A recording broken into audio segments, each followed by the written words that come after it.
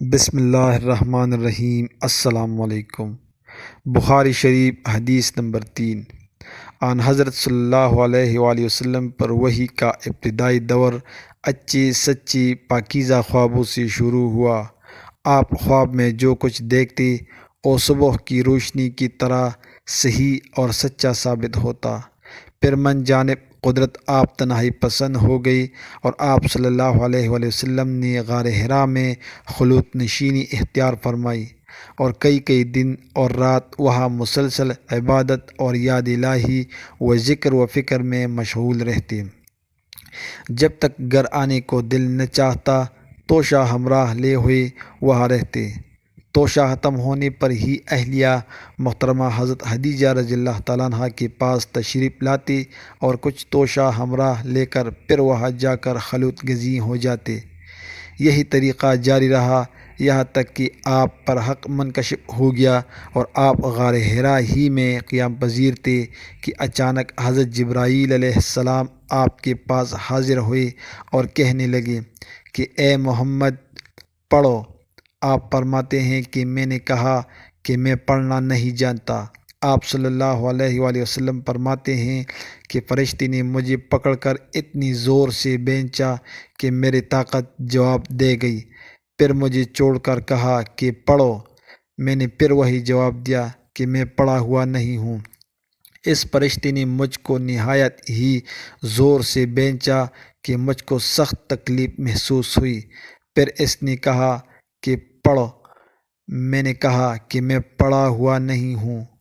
فرشتے نے تیسری بار مجھ کو پکڑا اور تیسری مرتبہ پھر مجھ کو بھینچا، پھر مجھے چھوڑ کر دیا اور کہنے لگا کہ پڑھو اپنے رب کے نام کی مدد سے، جس نے پیدا کیا اور انسان کو خون کی پٹکی سے بنایا۔ پڑھو اور آپ کا رب بہت ہی مہربانیاں کرنے والے ہیں۔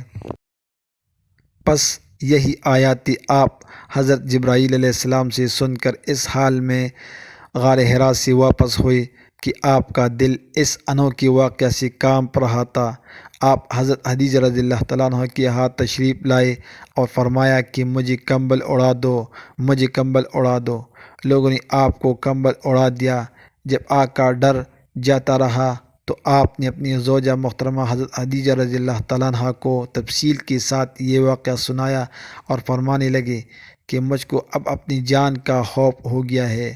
آپ کی اہلیہ محترمہ حضرت خدیجہ رضی اللہ تعالیٰ عنہ نے آپ کی ڈارس بندائی اور کہا کہ آپ کا خیال صحیح نہیں ہے، خدا کی قسم آپ کو اللہ کبھی رسوا نہیں کرے گا۔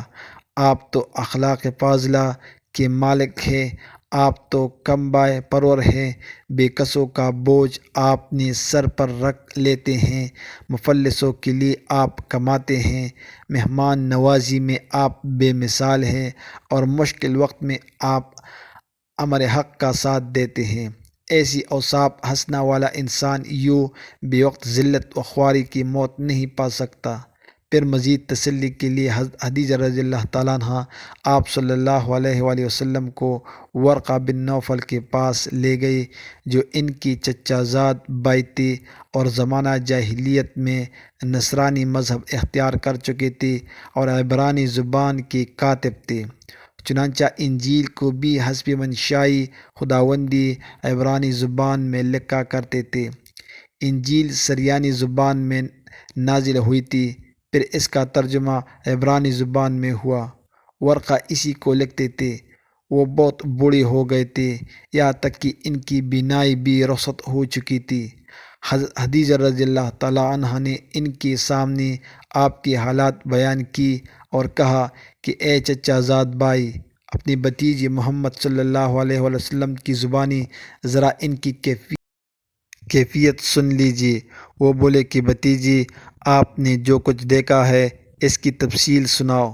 چنانچہ آپ صلی اللہ علیہ وآلہ وسلم نے از اول تا آخر پورا واقعہ سنایا، جسے سن کر ورقہ بے اختیار ہو کر بول اٹھے کہ یہ تو وہی ناموس معزز رازدان فرشتہ ہے جسے اللہ نے حضرت موسیٰ علیہ السلام پر وحی دے کر بھیجا تھا۔ کاش میں آپ کی اس عہد نبوت کے شروع ہونے پر جوان عمر ہوتا، کاش میں اس وقت تک زندہ رہتا کہ آپ کی قوم آپ کو اس شہر سے نکال دے گی۔ رسول کریم صلی اللہ علیہ وآلہ وسلم نے یہ سن کر تعجب سے پوچھا کہ کیا وہ لوگ مجھ کو نکال دے گی، حالانکہ میں تو ان میں صادق و امین و مقبول ہوں۔ ورقہ بولے، ہاں یہ سب کچھ سچ ہے، مگر جو شخص بھی آپ کی طرح امر حق لے کر آیا، لوگ اس کے دشمن ہی ہو گئے ہیں۔ اگر مجھے آپ کی نبوت کا وہ زمانہ مل جائے تو میں آپ کی پوری مدد کروں گا۔ مگر ورقہ کچھ دنوں کے بعد انتقال کر گئی، پھر کچھ عرصہ تک وحی کی آمد موقوف رہی۔ اللہ تعالی ہم سب کو اس حدیث مبارکہ پر عمل کرنے کی توفیق عطا فرمائے، آمین۔